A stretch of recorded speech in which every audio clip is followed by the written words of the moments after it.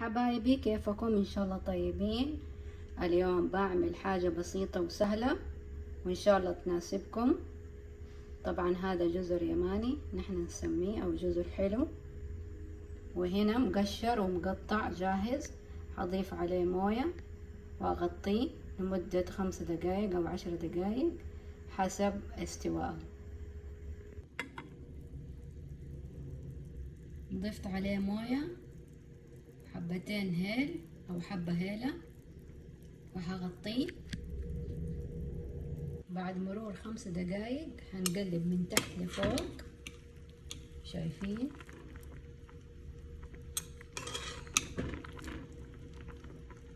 هذه الهيلة تدي نكهة حلا سهل او بسيط جدا، ان شاء الله يناسبكم.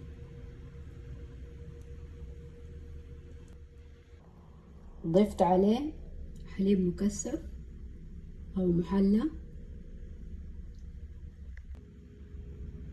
كده كثافته ما شاء الله تبارك الرحمن، بالهنا والعافية علينا وعليكم.